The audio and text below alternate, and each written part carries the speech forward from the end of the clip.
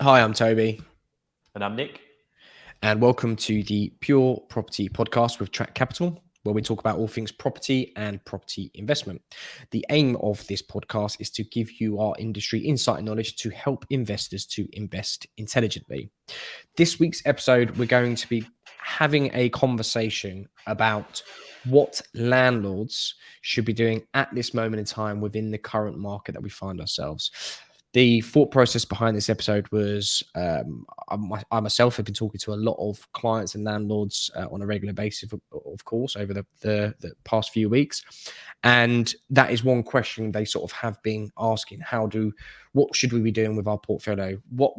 How should we be assessing the current situation? So just got my thought process going, moving along. So I thought, why don't we do a podcast episode? Because I'm sure there's probably plenty of landlords out there that are thinking the same. The one thing I would say before we go into the episode is actually quite positive to be speaking to landlords and investors.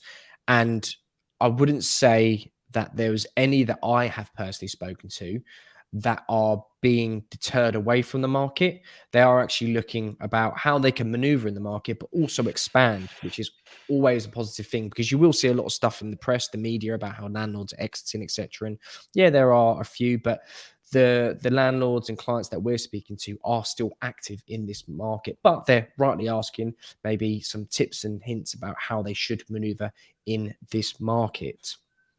Yeah, absolutely. I mean, property, everyone says, it's a medium to long-term game and it's, a relatively passive or hands-off business model in most cases, but it doesn't mean you can't be proactive, shrewd, like you would in a business, right? You look at your operations, you look at your incomes, your outgoings, speak to your suppliers, see what can be done. And it's just about being, as I say, being switched on and making sure you're maximizing every, avenue source whilst keeping things, professional and looking after your tenants, of course. But hopefully, the pointers today that we're going to run through will give everyone some tips and a bit of advice of how they can, optimize their income basically through their portfolio.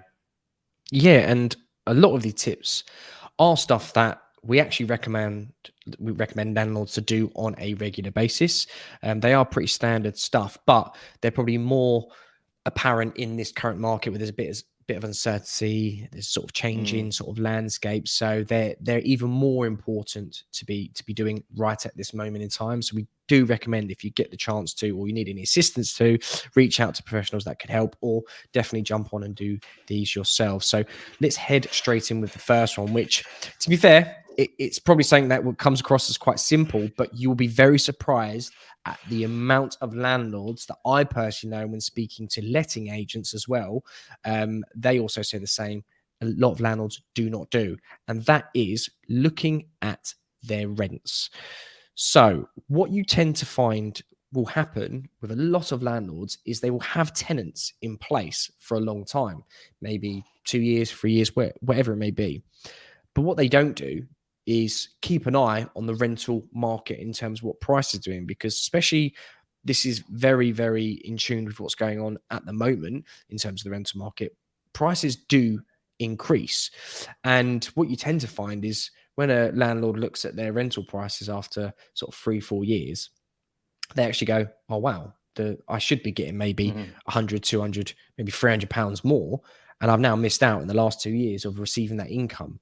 Now, that adds up to be quite a lot of money. So, what we do recommend is either speak to your letting agent, or you can easily go on to Rightmove, Zoopla, and have a look at what the rents are doing. And sort of, Nick, if you were going to sit there and look at the rents, one, you sort of tell people, for anyone that wouldn't know, how would you look on Rightmove and Zoopla and try and look at the rents? Yeah, so I mean, to add to that as well, when you're considering, how much rental to charge and, what your a couple of things that you're thinking about when you're owning a property, don't be feel guilty about rising your rent is what I'm effectively trying to say. So before you know it, Toby says 3, 4 years have gone by, you've been charging a certain amount of rent. Like some landlords would be like, oh, I really like the tenant. I don't want to deter them. I want to make sure I'm looking after them. That's fine. But at the end of the day, you still have got to be, a profitable business and operate as you would, with that revenue in mind. So do keep that, at the top of your list when you're reviewing things. In terms of, how you research or how you're looking at things, just desktop research is absolutely fine. So go on the likes of Rightmove, Zoopla, On the Market, or just general online searches, and you can filter by comparable properties in terms of location, sizes, condition of the property. You can look at the history of the property as well, and you'll get a good picture of what similar properties are renting for. And the other thing you can do, of course, is just pick up the phone. Don't be afraid to speak to local agents. I'm in this position currently. I'm thinking, I might be able to squeeze a bit more out of the market in terms of the rental income. What would your professional advice be on this? So there's a couple of things that you can do just to get started. Yeah, and it's a very good point, as you mentioned, about feeling guilty, because that is something. Although landlords can be seen as sort of greedy, money grabbing, horrible people, there are a lot of landlords. Yeah, exactly. Yeah, there are a lot of landlords out there which do feel a bit guilty. I myself have been one. I've got some tenants that have been in since I've owned the property, and that's probably about sort of 4 years or so now. And it was only sort of about a year and a half ago that the letting agent rang me and said, "Look, you haven't increased your rent. They've jumped up." And I actually said, I said, "Oh, they're good tenants. They've been there a while. I don't really want to overstretch it." And he kind of said, "Well, look, let's look at the market rent, and we don't have to go to market rent. Maybe we just keep it slightly under." And so I said, "Okay, fair enough." And we did do that. But then this year as well, rents have jumped up massively. I've got another one that I've just rented out in a similar location, and the rent there I'm getting is literally about 150 odd pound extra now. So I was having this Look at that over the conversation. year as well, how much that can add up to the total return. Exactly, and I had this conversation with a landlord the other day because we were talking about this, and what he said, and I actually agreed with. He said, "Look, you kind of have to put the rents out," because he said, obviously, you have to make sure it works for your tenant, because if it's not affordable, it's not affordable. He said, but however, what you have to remember is if you don't put the rents up for 5 years and it's jumped up £300-400, and suddenly they have to leave the property, or you have to give them notice and sell the property, or something happens, they're then going out to a market where they've not budgeted correctly, potentially, for that extra rental increase. So you're actually doing them no favors by increasing the rental, because you give them a false sense of security. They might think that that's the normal rent. In 4 years' time, they're having to leave the property and go elsewhere, and they're thinking, "Hang on a second, we haven't got an extra £300-400 because we haven't budgeted it for you." But if you put it up incrementally in line with the market, what you're kind of doing is you're helping them sort of move up and set their sort of expenditure and income, etc., to fall in line with that. So if they do have to move on to another property, they're not going to fall in the trap of thinking, "Oh God, this is really unaffordable." Yeah. I think just the last point on this before we move on to point two, I think you used the right word there, incrementally. What you want to do is set the scene from year one. Just keep do your yearly review, keep, observant, and each year just creep it up slowly but surely, so it doesn't affect the tenants because they're not getting a sudden rise, and you're still, matching the market values and steadily increasing your income. No one's shocked. Everyone knows what's happening. So that's probably the way I would do it if I was looking at things. Yeah, exactly. And it is, like Nick mentioned earlier, it is a business at the end of the day, and you have to run it like a business. So, in my personal opinion, as long as you do it fairly and correctly, then rent rises, you shouldn't feel guilty. It's part of the market. It's just how it is. So, yeah, okay. Moving on to the next one, Nick. Do you want to sort of introduce this sort of tip? Yeah, certainly. So this would be to review the finance on the property. So look at your mortgage situation. Now, there's a couple of things that you can do, but if we go through those now, Toby, if you give us a couple of things maybe that you've done recently, or you would suggest that guys look at in terms of handling their mortgage, because it is quite scary for a lot of people. They might be scared to have discussions or take certain actions. So what are a few things that you would potentially recommend? Yeah, and this is especially important at the moment where we've seen, again, in the media and the headlines, a lot going on in the mortgage market. Rates rising sort of Nearly really every day, fast. huh? Yeah, pretty much, and it's a very, again, uncertain sort of part of the property market is the mortgages. So this is quite important. What I would say is, if you are fixed in for another year or two, maybe not as important to do it now, because the landscape might change. But if you're coming sort of towards the end, obviously, firstly, you want to find out when is your fixed period ending. So if it is in 6 months' time, 100%, I'd be getting in touch with my mortgage broker now, and discussing sort of options, what we could look at, what we potentially looking at as well, and then obviously factoring that in, because coming back to the rent side, you might have to put your rent up, because if your mortgage rates have gone up, stress test wise with a lender, you might have to increase to reach the rent, sorry, to make it fall in line with the stress test. So just do bear that in mind, and get an idea on the rates you are switching to. Again, so it just comes down like you would in a budget, in a business. You want to budget and make sure that you can see how this property is now going to be cash flowing for you as well, and that can help sort of make decisions elsewhere. I would also be in this current sort of climate as well. If you're coming to an end literally in the next couple of months, have discussions with your broker about not only the products, but maybe the type of products. So what we are seeing quite a few people do at the moment is look at variable or tracker mortgages. The reason being, these are at this moment in time coming out slightly more favorable than if you were to jump onto a fixed term, because fixed term mortgages at the moment are factoring in sort of inflated sort of markets, i.e. sort of inflation, etc., and interest rates jumping up, and they're factoring that in, and that's why they're coming in higher. We are seeing that settle now, and we're seeing lenders sort of respond to how sort of that sort of money market is settling. But variable and tracker mortgages, maybe in an interim period, could be something that's going to be more beneficial for you. And again, speak to your broker, make sure that the product you're going on maybe hasn't got an early redemption charge or a high redemption charge if you want to then jump out of that tracker mortgage within sort of a year or so, if you want to switch to a more favorable product. So that would be that. And then also what you can do finance wise is look at the property's value. Because again, if you haven't refinanced or sort of looked at that on a sort of maybe a 4 or 5 year window, or maybe even shorter, depending on where you are in the country, you may be very surprised about how values have jumped up. So maybe you could look at releasing some equity. Now, you could take that and reinvest it, which we are seeing a lot of landlords doing at the moment. They're releasing equity and reinvesting it. They're being quite shrewd and smart with their money. Or you might even be able to use it to help you. If you, again, we're in uncertain times. There's a lot of people struggling at the moment in terms of the cost of living, etc. Maybe you can release some equity from one of your investment properties and use that as a buffer to sit there.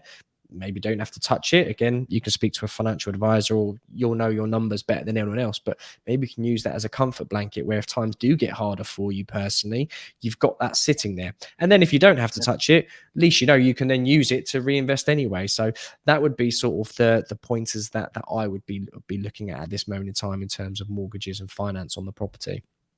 Perfect. So it's a really helpful points there. And with regards to having these discussions, you know, what Toby said about looking at the different types of products, the terms, the rates, what you're going to be expecting. Remember, you can go out there to different brokers and get, you know, 2 or 3 opinions from different high quality brokers, because as we all know, it makes a huge difference between, you know, speaking to a high street bank, speaking to a low quality mortgage broker versus speaking to 2 or 3 high caliber brokers that have access to, you know, a wide range of products. That can be all of the difference. And yes, it might seem like a small difference in, you know, that if you can get a slightly better rate or a slightly negative rate, that margin might be small. However, over the period, obviously, of 10, 15, 20, 25 years, it's going to be quite a substantial amount. So don't be afraid to go out there and speak to multiple brokers. And secondly, with regards to, you know, pulling out equity, if you're in a position to do so, obviously 5 years, a lot can change in property values, especially in the likes of, you know, Northwest or high growth areas that have seen a lot of regen. So you might find you are sitting on a deposit there that you can deploy. And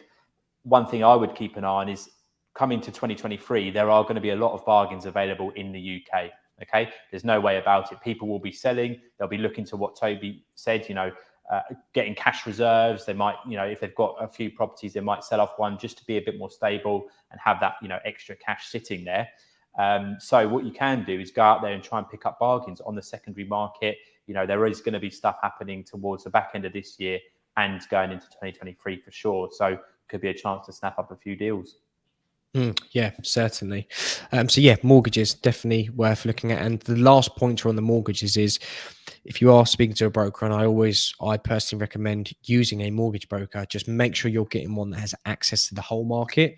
You don't really want a broker that's limited to a certain sort of panel of lenders, just because again, the more you can go out to and get different rates for sort of the better you will do. And actually another point on this, if you had your mortgage for 2 to 5 years, if your circumstances have changed, maybe they've got better, you might be surprised at the rate you might get now as well, because I know there's a lot of people that have got buy to lets that maybe when they got them maybe weren't in the best sort of credit position, sort of maybe didn't have the best credit score, etc. Or who knows, they might have been a new landlord and now suddenly they've got sort of 2 or 3 properties in their class as experience. So it might actually open you up to some decent rates that you didn't know about. So yeah, definitely have that conversation with your mortgage broker and see what you can do.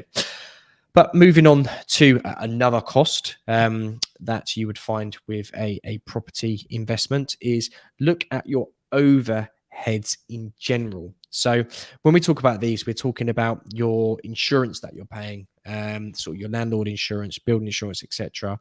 But not only that, looking at your sort of lettings agent management fees, because what I would be doing, and everybody does this with their car insurance. When their car insurance comes up after a year, what's the first thing people do? They go on money supermarket.com or comparethemarket.com, wherever it may be, and they go out and look for the cheapest deal.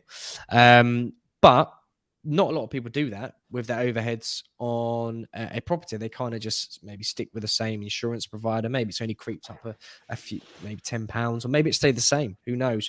But they don't ever shop around, and you'll be surprised at the potential savings you can make on stuff like the insurance, etc.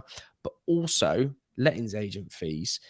You could speak to your letting agent, and maybe you got 2-3 properties with them now. Maybe say, well, actually, look, I've been paying sort of 12% for the past few years. I've now got 3 properties with you.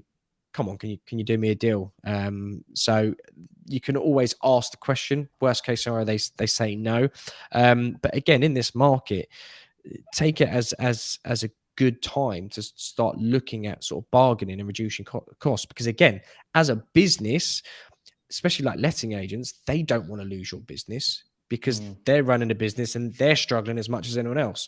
So again, you don't want to take the mick with it and ask for like 50% off, but maybe 1% or 2 dropping off. It helps you obviously in the long run as well. And yeah, they need to keep your business. And then lastly, another cost which won't be for everyone, but this will be for a specific type of landlord and investor. So if you have like a HMO, for example, and you are obviously paying the bills, all the utilities, etc., Wi-Fi, the usual stuff you pay for with HMOs, again, reassess, go around, shop around, see to try and get the best deal on all the utilities, especially again, as we know, gas and electrics, etc., is going up. So you want to be very sort of careful and make sure you're getting the best bang for your buck in these, because this all eats into your profit, and these investments are your business at the end of the day. So shopping around and try and get the best deal, yes, it can be a bit of a headache, but it's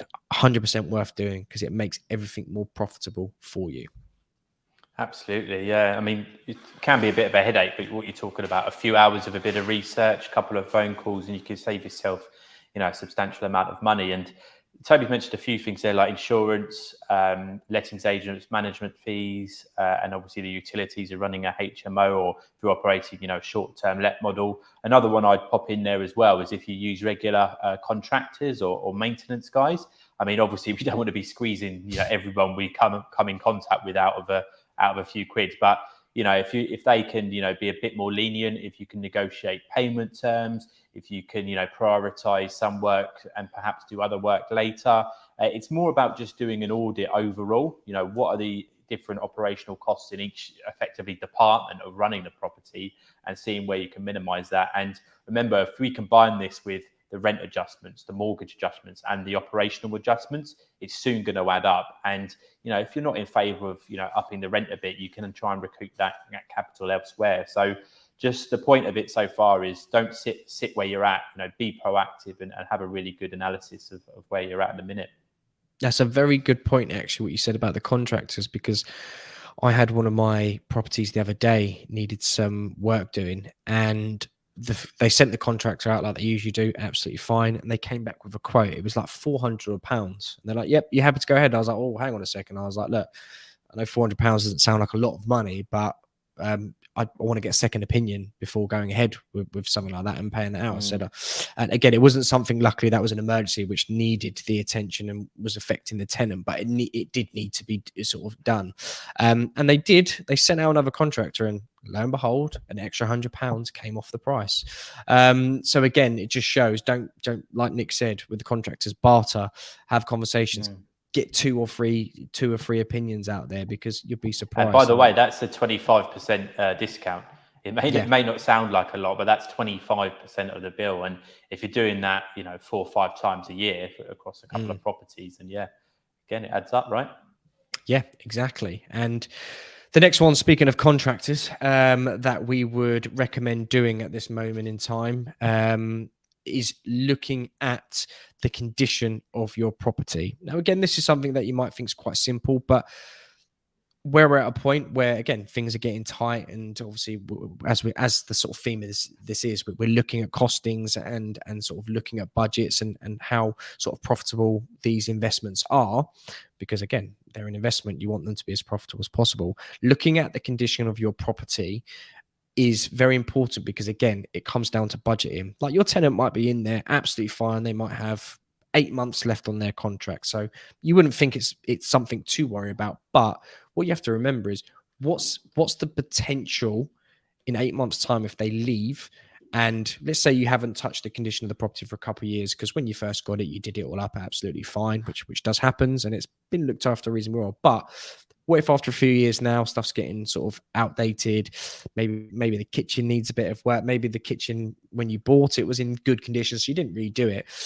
What I would be looking at is, okay, well, look, what pot of money have I got sort of sitting there from all the profit I've generated, if there is a sort of pot of money? And what should I be factoring in now for if the tenants move out? What's the type of condition of the property? Now, your lettings agent, if you've got one, should be doing regular inspections. So they will be able to look at the last report when they went round. They may have already noted some things for you which they think would need doing at some point. Maybe your boiler you've had for sort of quite a long time, and well, actually, that's coming to the end of its life soon. I would be looking at these things now, because again, it ties back in what we spoke about previously, sort of reducing your costs to keep that profit as high as possible, so then you can look to reinvest that if needed into the property, or if something happens in that property, you've got the pot sitting there. Because also, what you can do is, when that tenant moves out in 8 months, spending a bit of money on it again in the next few years might work out more beneficial for you, because if you're getting it to a premium product, you can then charge a premium rent. So again, factoring that in over the long term, medium to long term, could work out even better for you. So budgeting that in and having a look at what you could potentially look to doing, because now you can start chipping away and maybe saving a bit of extra money here or there, so when the times comes, you are then ready to sort of do the works that are needed. Definitely. And you don't have to physically go to the property yourself and check, what's the condition, etc., etc. One, hopefully your managing agent is doing sort of frequent inspections, but don't be afraid to ask them to nip by on an ad hoc basis as well. Can you nip by, take a few pictures, just looking to decide planning for the next year or so. Obviously, they want to impress you because they want to retain your business, etc. So yeah, get that evidence from them, and help that to sort of make a call, etc. That does tie into our next point with regards to managing agents. And the point that would be here is, in general, how is the managing agent performing? The reason why this is important, obviously, is because one, it dictates, their fee and what they're charging. Are they more premium, or are they more, slapdash, get on with it? And secondly, it's just about optimizing the tenant retention and the quality and the condition of the property. So if obviously it's looked after, it's inspected frequently, they're responding to tenants quickly, that's going to impact the rate that the tenant's happy to pay, and if they stay in their property longer term. So yeah, we'll reel off a couple of points now on this. Maybe Toby, if you want to give us the first one.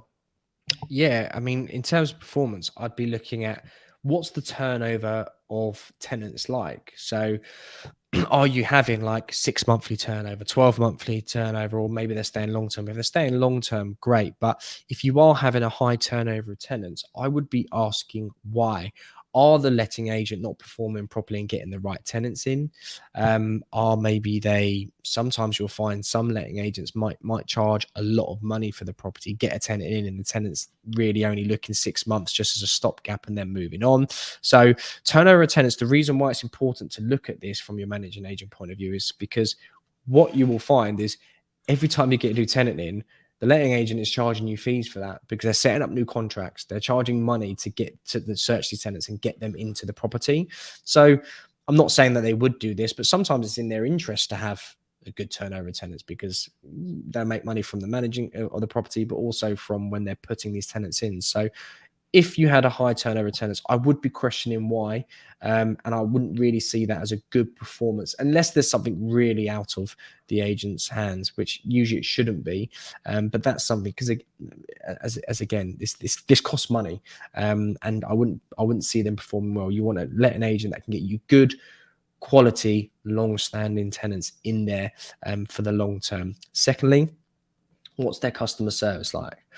Now, I'm not going to sit here and say that your letting agent should be on hand 24 hours a day and they should be speaking to you as soon as you call them, because I'm not going to lie, most letting agents are very, very busy. They have a very, very hard job to do. So don't expect them to sort of be at beck and call. However, their customer service should be at a level where you're happy with the response times. They are getting back to you, but not only from your point of view, because if you're happy with them, then you would hope that your tenant's happy with them as well. But if they're not even very sort of responsive or good customer service wise to you, you have to think, well, what are they like with your tenants? And again, yes, you're their customer, but the tenants are also theirs and your customer as well. This might be a reason maybe where there's a high turnover of tenants, which again, that's not a good thing. So customer service in any industry, any line of work is key. But I know there's far too many letting agents out there.